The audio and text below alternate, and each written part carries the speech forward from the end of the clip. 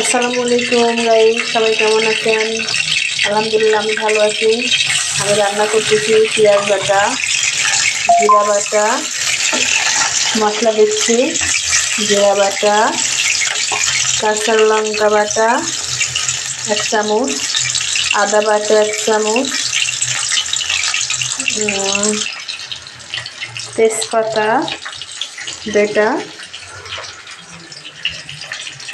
কয়েকটা মশলা,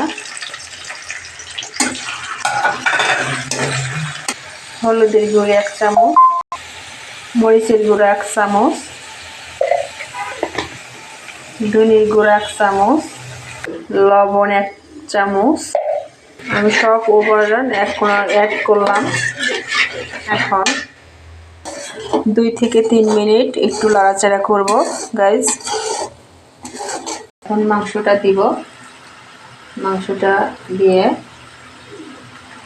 কেমন হয় গাইস দেখবেন, সবাই পাশে থাকুন। একটু নাড়াচাড়া করতেছি।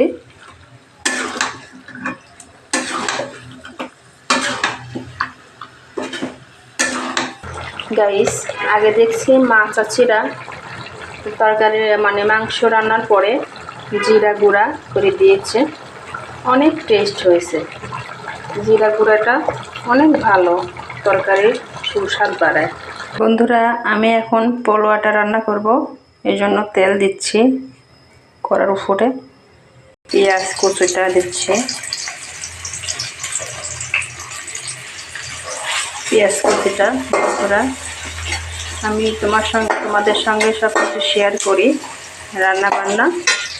তো পোলোয়াটা রান্না করব। আমি আজকেও রোজা আছি, তো এই জন্য তাড়াতাড়ি রান্না করি। পেঁয়াজটা একটু বাদামি বাদামি হবে, তারপরে আমরা উঠায় রেখে চাউলটা ঢেলে দিব। গাইস অনবরণে একটু নাড়াবো, নাড়ে ছেড়ে 2 মিনিট নাড়বো। নাড়ার পর চাউলটা ভাজা হয়ে যাবে। ভাজার পরে আমরা পানি অ্যাড করব।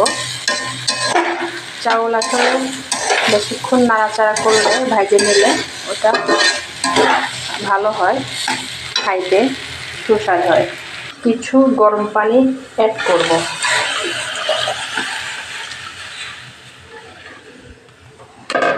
দুটা কাঁচা লঙ্কা দিয়েছি, 2টা তেজপাতা। গাইস এখন মেয়েকে ভাত দিচ্ছি, পোলা ভাতটা।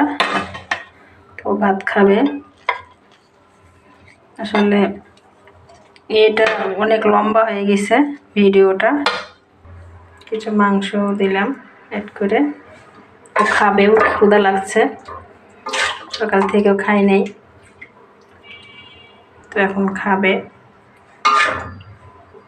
এই আর কি। সবাই ভালো থাকবে, সুস্থ থাকবে। ওকে আমার রান্নার রেসিপিটা। ওকে ভালো লাগলে লাইক শেয়ার করবে। ওকে আল্লাহ হাফেজ।